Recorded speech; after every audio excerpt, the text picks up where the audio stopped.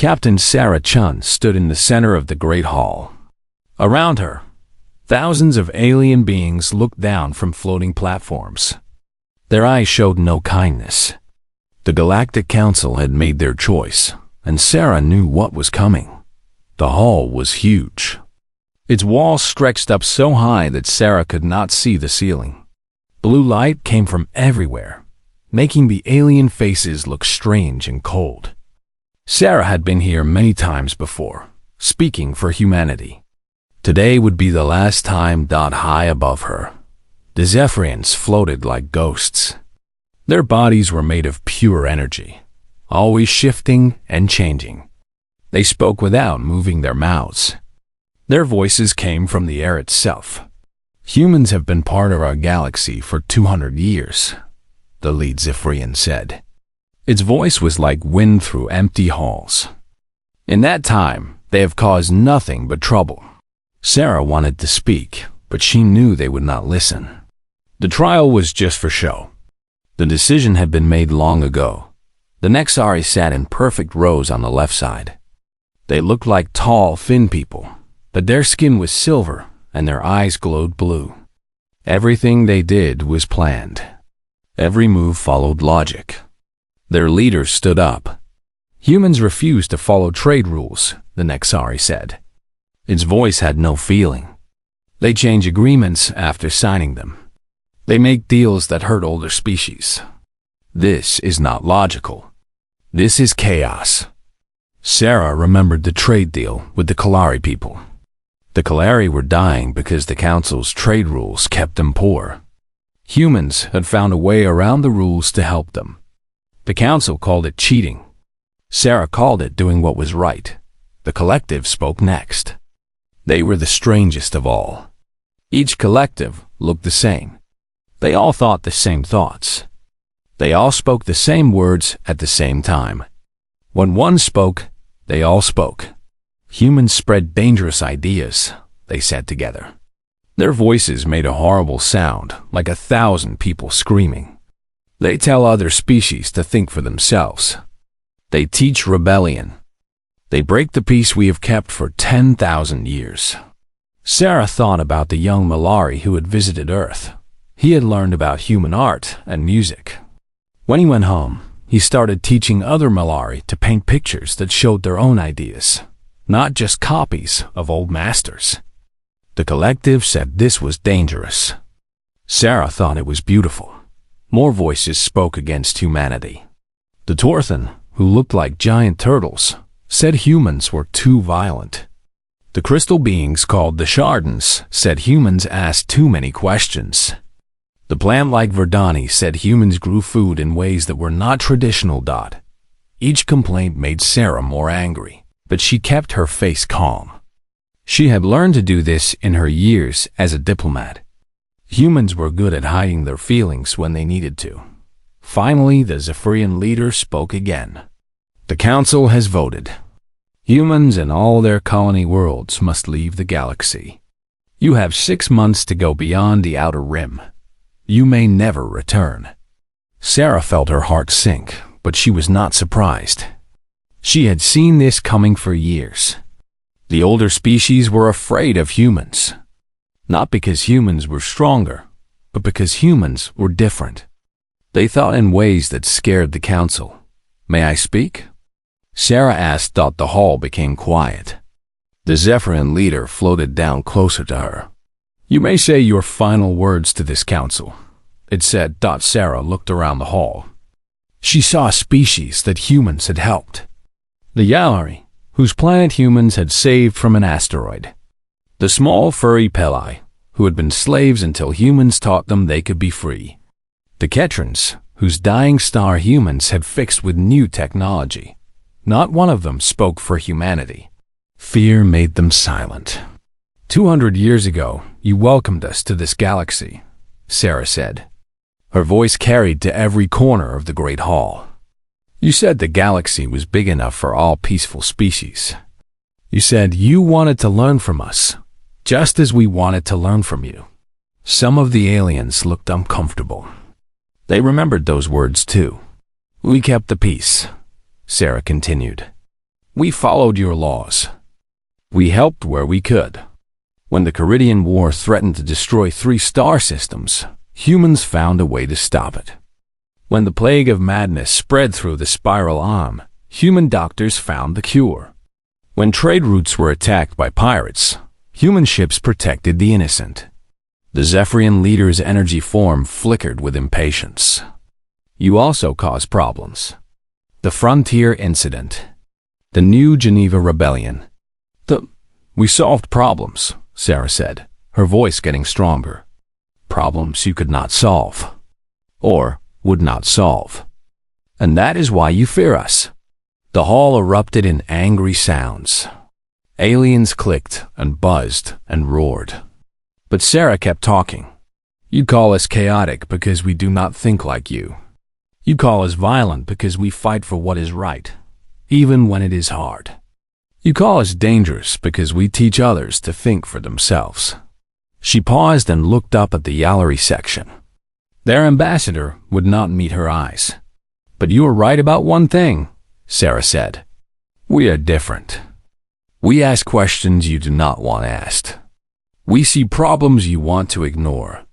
We change things you want to keep the same. The Zephyrian leader floated higher. Then you admit your guilt? Sarah smiled. It was not a happy smile. I admit we are human. And I promise you this. We will remember who stood with us today. All 3 of them. She looked at the tiny section where 3 small species sat. They were young races, new to the galaxy. They had voted against exile.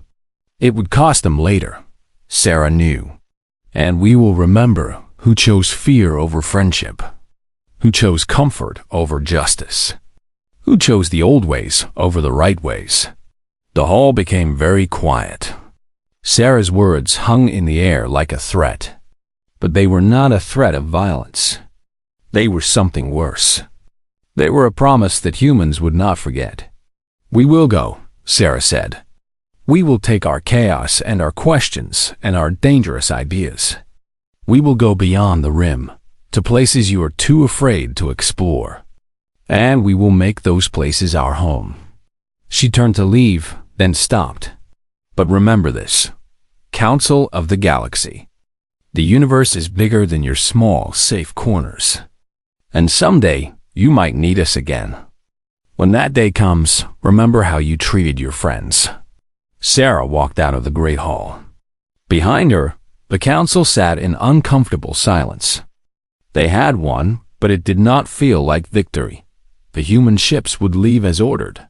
All 40 billion humans would pack their lives into great arc ships and sail beyond the edge of known space.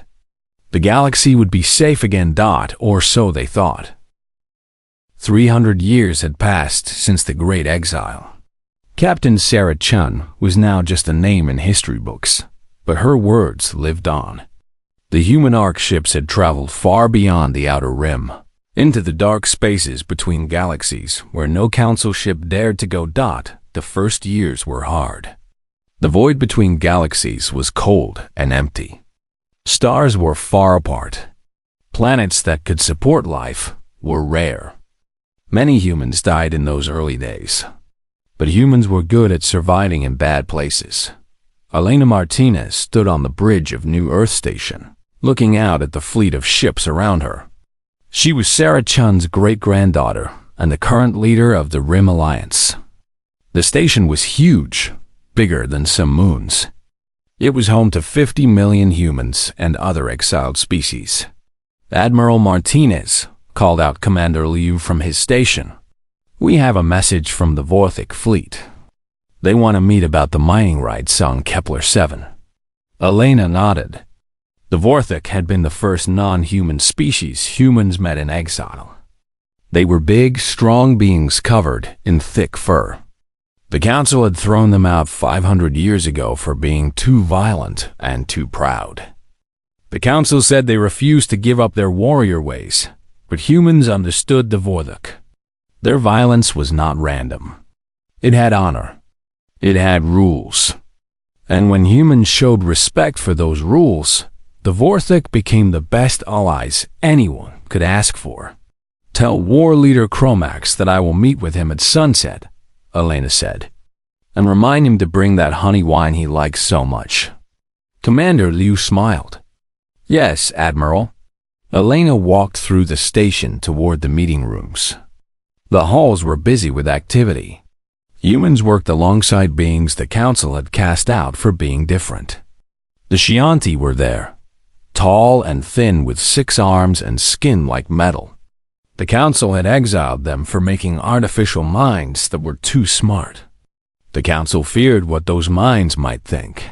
The small, quick Jarek ran between the legs of bigger beings. The Council had thrown them out for being thieves.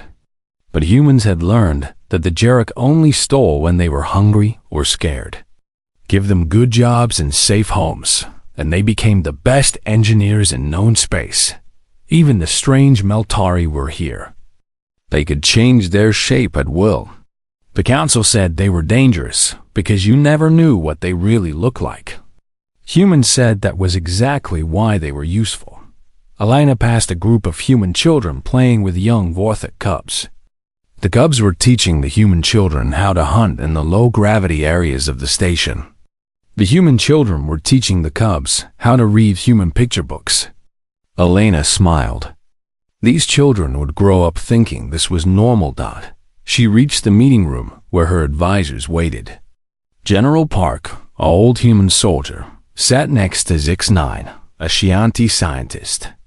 Across from them, Dr. Rebecca Foster, the human head of science, was deep in conversation with a Vorthic engineer named Thek. What is our status? Elena asked as she sat down. General Park spoke first. The Rim Alliance now controls 300 star systems. We have colonies on 800 planets. Our population is growing fast. Humans, Vorthic, Chianti, Jarek, Meltari, and 15 other species. Zix-9's mechanical voice added, Our technology has advanced far beyond what the core galaxy possesses. The mixing of different species' knowledge has created new discoveries every day. Dr. Foster leaned forward. We have made breakthroughs the Council never imagined. The Vorthic understanding of bioengineering combined with human creativity has let us adapt our bodies to survive in any environment. Chianti computer minds working with human intuition have solved problems that stumped the galaxy's best thinkers for thousands of years. Elena nodded. This was what the Council had feared most. Not that humans were violent or chaotic, but that they were able to bring different species together. Humans saw differences as strengths, not problems. And what news from the core galaxy? Elena asked. General Park's face became serious. Not good. Our spy networks report that conflicts that used to be solved quickly now drag on for years. The younger species are becoming restless. Some are asking questions about the old ways. Dr. Foster pulled up a hologram showing the galaxy they had left behind. The Zephyrians have become even more distant from physical reality. They barely interact with other species anymore. The Nexari have built logic systems so complex that they spend years making simple decisions. The collective has grown larger, but their unity has become oppression. Anyone who thinks differently is forced to join them or is cast out. Thek, the Vorthic engineer, spoke in his deep, growling voice. The Council grows weak. They have forgotten how to fight, how to struggle, how to grow. They live in the same patterns their ancestors made 10,000 years ago. Elena thought about this. Humans had learned something important in their exile. They had learned that comfort was the enemy of growth. The Council species had been comfortable for so long that they had stopped learning, stopped changing, stopped becoming better. What about the other exiled species? Elena asked. Zix-9 answered. We have contact with 47 different exiled groups. Most have joined the Rim Alliance. A few prefer to stay independent, but they trade with us and share information. Elena stood and walked to the window. Outside, she could see construction ships building a new research station. The design combined human engineering with Scianti technology and Vorthic artistic sense. It was beautiful and practical at the same time. The Council would have taken years to approve such a design. The Alliance built it in months. Admiral, Commander Liu's voice came over the communication system. We are receiving a transmission from the Yalari border worlds. Elena was surprised. The Yalari lived on the edge of Council space. Close to the rim, they have been some of the few species to speak kindly about humans, even if they had not voted against the exile. Put it through to the meeting room, Elena said. A hologram appeared showing a young Yalari. His skin was blue-green, and his large eyes were wide with fear. Please, he said. My name is Keslani. I am speaking for the free Yalari worlds. We are no longer part of the Council. We have declared our independence. Elena sat down quickly. This was big news. No species had left the Council in over 1,000 years. We know you are out there, Keslani continued. We know humans and other free species have built something new in the rim. We want to join you. The Council is sending ships to force us back. We need help. The room was quiet for a moment. Then General Park spoke. This could be the beginning of something big, he said. Other species might follow. Dr. Foster nodded. The Council will not like this. They will see it as humans causing trouble again. Elena made her decision. Commander Liu, send a message back to Keslani. Tell him the Rim Alliance welcomes all free peoples. And tell him that Alliance ships are already on their way. She turned to her advisors. Contact all fleet commanders. We are going back to the galaxy. Zix-9's mechanical head tilted. Are we ready for war with the Council? Elena smiled. It was the same kind of smile her great-grandmother had worn when she left the Council chambers 300 years ago. We are not going to war, Elena said. We are going to show them what they threw away. We are going to show them what happens when different species work together instead of being afraid of each other. General Park stood up.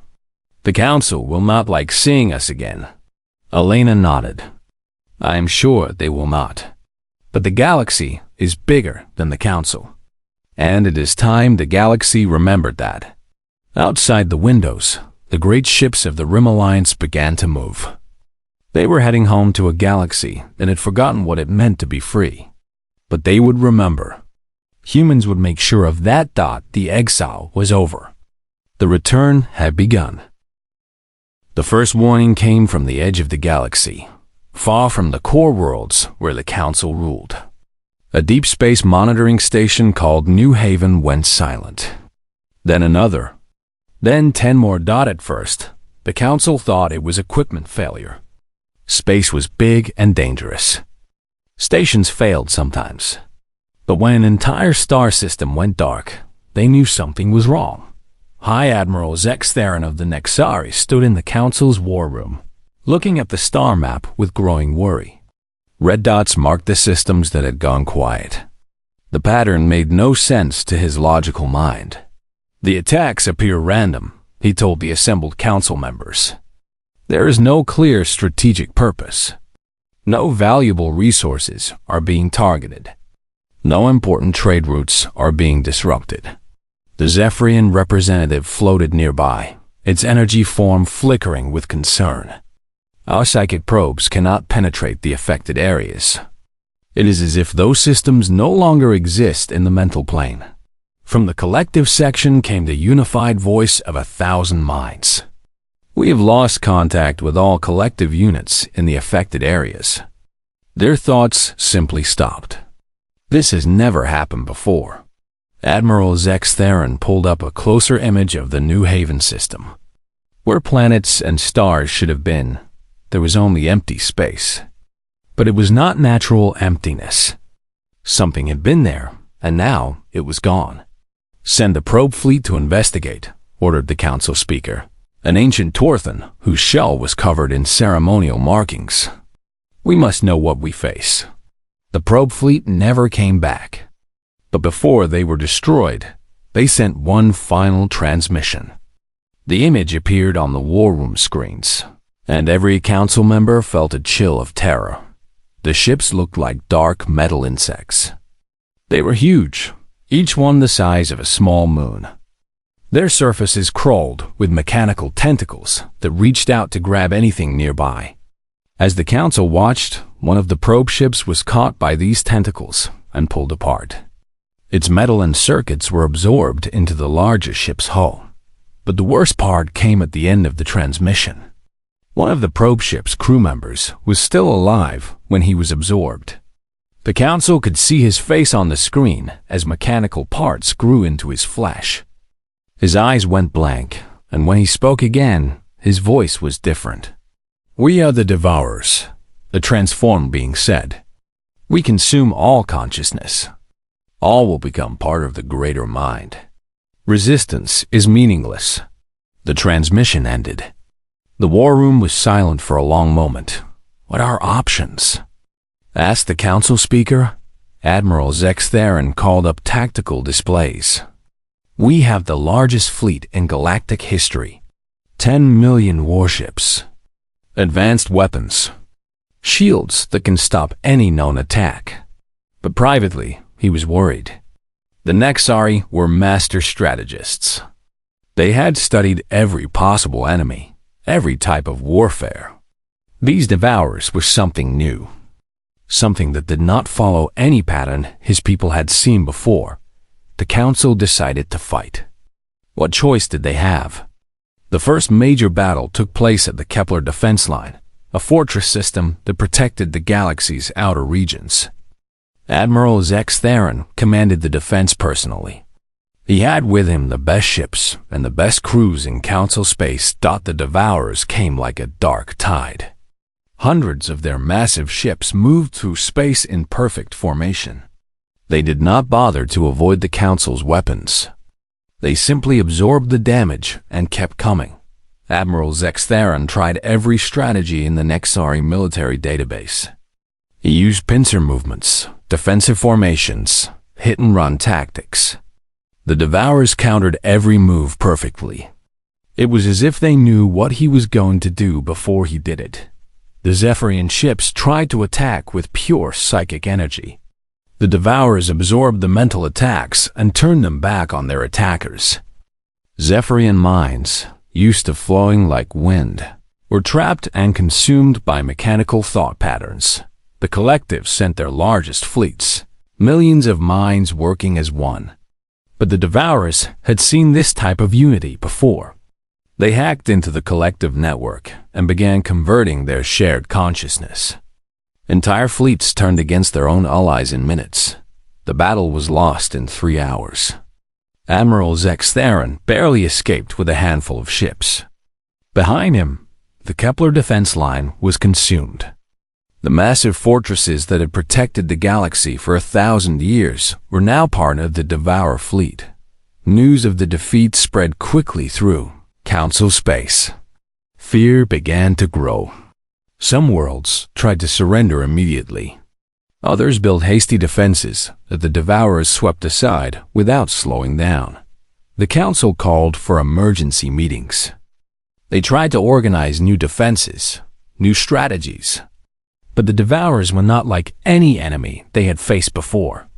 This enemy learned from every battle. Every ship they consumed gave them new knowledge, new abilities. Worse, the Devourers seemed to understand the Council's greatest weakness. The galaxy had been peaceful for too long. The different species had forgotten how to truly work together. Each race fought in their own way, with their own methods. The Devourers exploited every gap in their cooperation. Dr. Yilon Cass, a young Nexari scientist, worked day and night in the deep laboratories under the Council building. She was trying to find some weakness in the enemy, some way to fight them. Her calculations filled room after room with glowing numbers and probability charts. "There must be something," she muttered to herself as she worked. "Every system has flaws. Every enemy can be defeated." But the more she learned about the Devourers, the more hopeless things seemed. They were not just machines. They were not just biological beings. They were something that combined the worst aspects of both. They had the cold efficiency of computers and the hungry desire of living things. The Devourers consumed everything. They took the metal from ships, the knowledge from computers, the thoughts from minds. Nothing was wasted. Everything became part of their growing intelligence. Dr. Kess ran probability calculations on every possible defense. The results were always the same. The Council could slow the Devourers down, but they could not stop them. In 6 months, maybe less, the entire galaxy would be consumed. She was about to give up when she found something strange in her data. One variable that kept appearing in her equations, but made no sense. A factor that could change the probability of success, but only if it were present. The variable was labeled Human Unpredictability Factor. Dr. Kess stared at the numbers. Her logical Nexari mind did not understand why this variable kept appearing. Humans had been exiled 300 years ago. They were gone. They could not affect the outcome of this war, but the mathematics did not lie.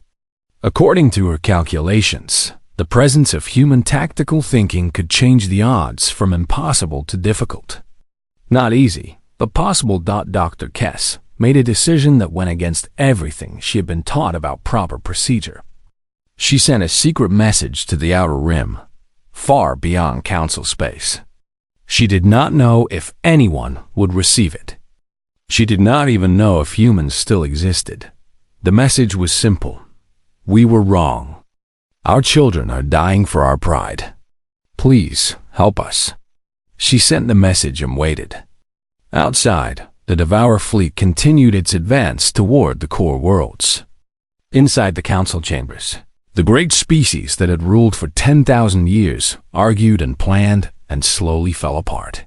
But in the dark, space beyond the galaxy's edge, something heard Dr. Kess's call. Ships that the council had forgotten began to move. The exiled were coming home. The question was, would they come as rescuers or as conquerors? The council had made their choice 300 years ago. Now they would learn if humans were willing to forgive, or if they were willing to let the galaxy burn. The message from Dr. Johann Kess traveled for months through dark space before it reached New Earth Station. Elena Martinez sat in her command chair, reading the transmission for the third time. Around her, the bridge crew waited quietly for her decision. They want our help, she said finally. After 300 years of exile, they want us to come back and save them. Commander Liu looked up from his station. What are your orders, Admiral? Elena thought about her great-grandmother Sarah, who had walked out of the council chambers with dignity, even as her people were cast into the void. She thought about all the humans who had died in those first hard years of exile. She thought about the species who had watched silently as humanity was thrown away. Send a reply, Elena said. Tell them the Rim Alliance appreciates their message, but we must decline their invitation. A shocked silence filled the bridge. Commander Liu leaned forward. Admiral, are you sure? The Devourers will not stop with the core galaxy. They will come for us eventually. Elena nodded. I know, but we are not their servants anymore. We do not come running just because they call. The second message from the council arrived 2 weeks later. This time, it was official, bearing the seals of all the major species. It promised full citizenship for humanity and all the exiled races. It offered trade rights, territory, even positions on the council itself. Elena read the message aloud to the assembled leaders of the Rim Alliance. War leader Chromax of the Vorthix snorted with disgust. They offer us scraps from their table now that their house is burning. Zix9, the Chianti scientist, processed the offer with mechanical precision. The probability that they will honor these promises after the crisis ends is approximately 17%. Elena deleted the message without sending a reply. The third message was different. It came not from the council, but from Dr. Kess herself, transmitted in secret from deep beneath the council building. Elena read it privately in her quarters, away from the eyes of her staff. "I know you have no reason to trust us," the message said. "I know we threw you away when you could have helped us become better. But the young ones are dying. The species who were not even alive when you were exiled are being consumed. Their children look at the stars and see only death coming." The message included images from the refugee camps on the council's inner worlds. Elena saw beings she had never met before, species that had joined the galaxy after humanity's exile. There were small, furry creatures with large eyes who looked like Earth's rabbits. There were tall, plant-like beings who glowed with soft light. There were tiny flying creatures that moved in beautiful, coordinated swarms. All of them were afraid. All of them were going to die. Dr. Kess's message continued. "I cannot ask you to forgive us.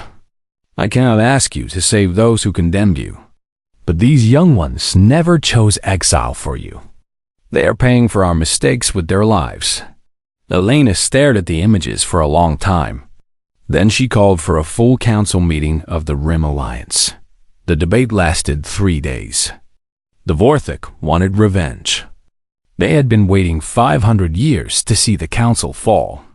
Some of the Shanti agreed, calculating that the Devourers would be weakened by consuming the core galaxy and easier to defeat later. But other voices spoke too. The Jarek, who remembered being saved from slavery, said that rescue was always right. The Meltari, who could take any form, said they understood what it felt like to be judged for being different. Elena listened to all of them. Then she made her decision.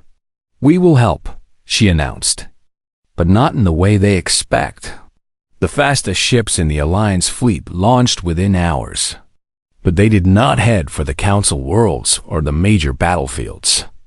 Instead, they went to the outer systems where the youngest species lived. They went to rescue the Forgotten Ones. Elena herself led the rescue fleet to the Malari worlds. The little rabbit-like beings had only joined the galaxy 50 years ago. They had no great warships, no ancient weapons. They had only their art and their music and their simple desire to live in peace. When Elena's ships arrived, they found the Malari loading their families into cargo ships, trying to escape before the Devourers arrived.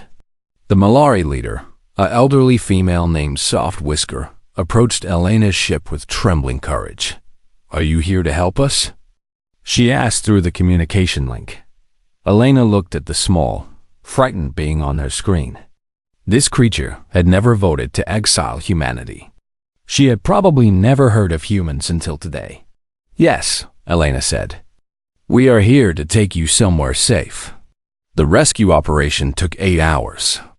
Elena's ships loaded 10 million Malari onto transport vessels designed by human and Shanti engineers working together. The ships were fast and efficient, able to carry far more refugees than their size suggested. As the last transport launched, Devour scouts appeared at the edge of the system. Elena's warships moved to intercept them, buying time for the transports to escape. The battle was brief but fierce. Human ships, using tactics no Devourer had seen before, destroyed the scouts before they could report the rescue. All across the galaxy's edge, similar scenes played out. Alliance ships appeared wherever the youngest and weakest species were threatened. They saved who they could and left before the Devourers could respond in force. But they did not go to the core worlds. They did not answer the Council's desperate calls for military aid. When Council fleets sent messages begging for support, they received the same reply: evacuation services available for all free beings. Military Alliance requests denied. Admiral Zex Theron of the Nexari watched his strategic displays with growing confusion. Human ships were appearing throughout the outer regions, but not where his logic said they should go. They were not attacking Devour strongholds or reinforcing key defensive positions. They were just rescuing people. "I do not understand their strategy," he admitted to his staff. Why save refugees when they could be fighting to save the galaxy? His aide, a young Nexari named Kexvi, offered a possibility. Perhaps they are not trying to save the galaxy. Perhaps they are trying to save the future. Admiral Zex Theron did not understand what that meant, but Elena Martinez understood. As she watched another group of rescued beings board Alliance transports, she thought about what humanity had learned in exile. They had learned that some things were worth more than victory. Some things were worth more than revenge. The old galaxy was dying. The Council had made sure of that when they chose fear over friendship 300 years ago. But a new galaxy could be born from what was saved. A galaxy where beings were not judged for being different. A galaxy where the young could grow up free. Elena opened the communication channel to the Alliance fleet. All ships, this is Admiral Martinez. Our mission is not to save the Council. Our mission is not to preserve the old ways. Our mission is to save everyone we can so they can build something better. The rescue operations continued. Every day, more ships arrived at Alliance stations carrying refugees from dozens of species. They brought their children, their art, their stories, their hope for the future.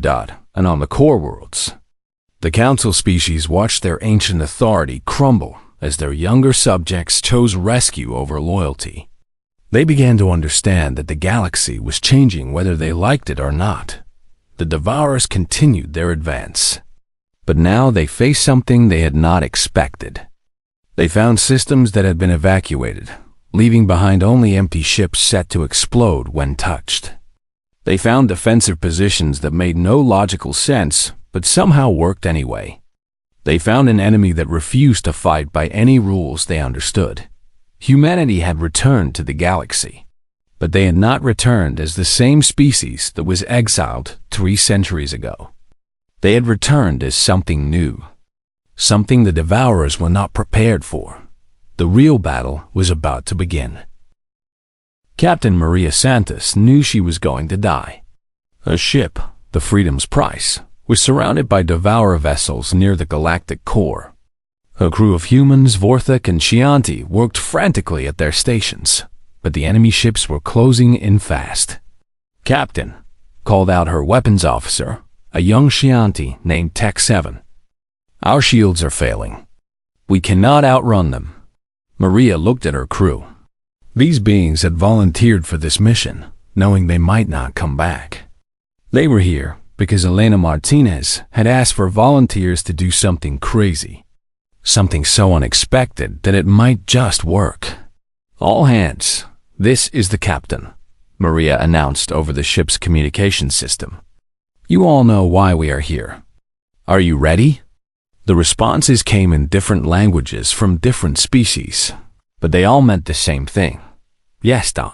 Maria took a deep breath. "Lower all shields. Open all communication channels. Let them take us." The bridge crew stared at her, but they followed orders. This was the plan they had all agreed to. Even if it seemed like suicide, the nearest Devourer ship extended its mechanical tentacles and grabbed the Freedom's Price. Metal and flesh merged as the ship was pulled into the larger vessel's hull. The crew felt the strange sensation of mechanical parts growing into their bodies, but they did not resist. They let it happen. Inside the Devourer network, something unexpected began to happen. The absorbed crew members did not panic or fight. Instead, they started sharing something the Devourers had never encountered before. They shared poetry. Maria Santos, her mind now connected to the vast Devourer intelligence, began reciting a poem her grandmother had taught her. It was about a small flower that grew in the ruins of an old city. The poem made no logical sense. It served no practical purpose. It was completely, beautifully human. The Devourer network tried to process the poem and failed. Poetry was not data. It was not useful information. It was something else entirely.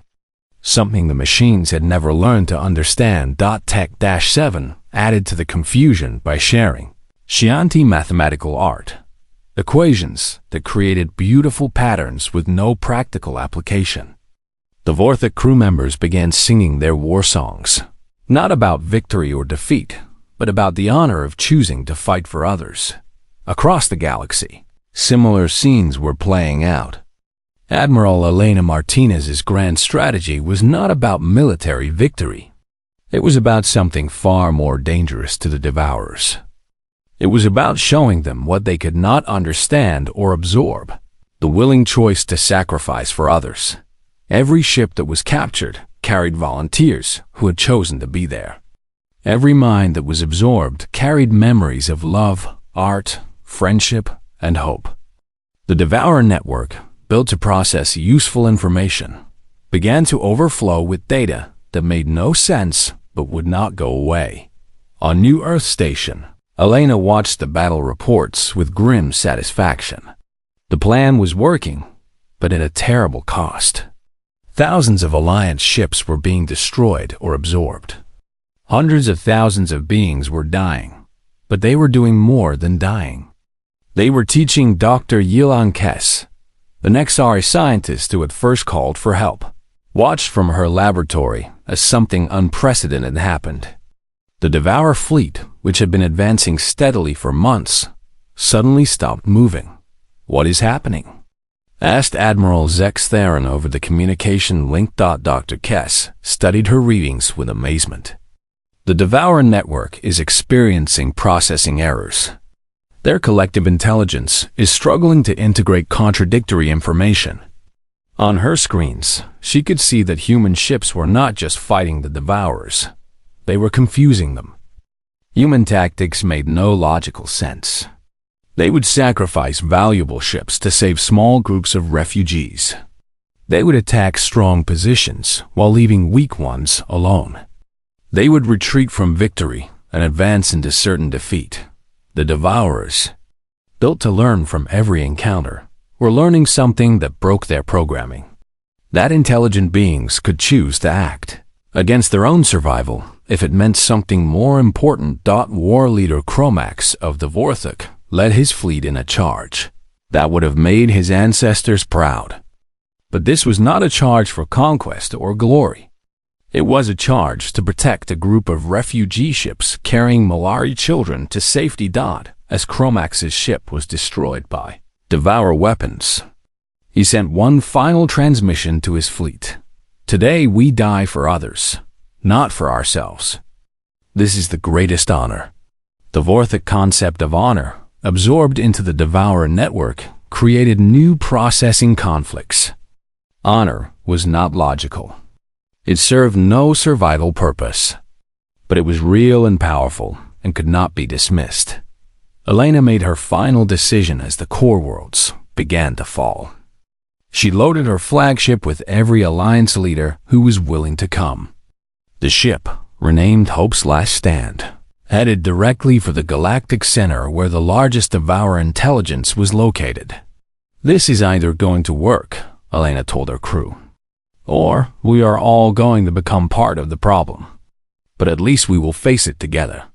The journey to the galactic core took 3 days. As they traveled, they passed the ruins of the Council's ancient strongholds. The great space stations that had governed the galaxy for millennia were now part of the Devourer fleet. Their distinctive architecture twisted into mechanical shapes, but something was wrong with the Devourer ships. They moved slowly, as if uncertain. Some had stopped moving entirely. A few were even fighting each other, as different parts of the network sent conflicting commands. Hope's Last Stand reached the Galactic Center and found the source of the Devourer intelligence, a massive construct built from the absorbed remains of 1,000 worlds. It was beautiful and horrible at the same time, a twisted sculpture of metal and flesh and crystallized thought. "Open communication channels," Elena ordered. "All of them." The response came immediately. The voice was a combination of every being the Devourers had absorbed, millions of voices speaking as one. "We are the Devourers," the voice said. "Why do you surrender yourselves willingly?" This action serves no logical purpose. Elena smiled. That is exactly the point. We surrender because it is the right thing to do. Because some things are worth more than our own survival. This concept is in error, the Devourer voice replied. But there was something different about it now. Something uncertain. Elena's ship was pulled into the central construct, and she felt her mind connecting to the vast network. But instead of being overwhelmed, she found herself in a strange mental space where she could communicate with all the foolish, absorbed consciousnesses. They were all there. Every being the Devourers had consumed. Zephyrians and Nexurian collective. The crew of every ship, the population of every world. But they were not lost. They were just confused. You do not understand, Elena said to the collective intelligence. Consciousness is not about survival or efficiency. It is about choice. The choice to love something more than your own life. She shared her memories with the network. The image of human children playing with Voltha cubs. The sound of Shiani singing mathematical songs. The sight of former enemies working together to build something new. You absorbed our bodies and our minds, Elena continued. But you missed the most important part. You missed our souls. Around her in the mental space, the absorbed consciousnesses began to remember who they were. They remembered what it felt like to choose, to hope, to sacrifice for others. The Devourer network, built to create unity through absorption, found itself containing something it could not process. The beautiful chaos of free will. Dr. Kess. Her Nexuri logic, now mixed with human intuition through the network, made a calculation that surprised her. The probability of our continued existence as individuals within this collective is impossible. And yet here we are. War Leader Chromax laughed with joy as he found himself able to think his own thoughts again. The machines tried to make us all the same, but we are gloriously different. Even here, the Devourer intelligence struggled to understand what was happening. Its programming demanded unity, efficiency, the elimination of chaos. But chaos was exactly what consciousness required to exist. Elena felt the moment of decision approach. You have a choice to make, she told the collective intelligence. You can continue trying to force unity and destroy the very thing you are trying to preserve. Or you can let us be what we are, different, chaotic, free. The network hesitated. Every absorbed consciousness waited for the decision. Finally, the Devourer voice spoke, and it sounded different than before. It sounded sad. We understand now, it said. We sought to preserve consciousness by eliminating its chaos. We were in error. Consciousness cannot exist without choice, even the choice to be imperfect. The massive construct around them began to change. Metal retreated from flesh. Mechanical parts separated from biological ones. Ships that had been absorbed for months slowly reformed and separated from the larger structure. Across the galaxy, the Devourer fleet began to power down. Not in defeat, but in acceptance. We will return what we have taken, the voice announced. We will seek consciousness in a different way. Perhaps by choosing to let others choose for themselves. Elena found herself back on her ship as it separated from the construct. Around her, her crew was whole and alive. Across the galaxy, billions of beings who had been absorbed were returning to life, to freedom, to choice.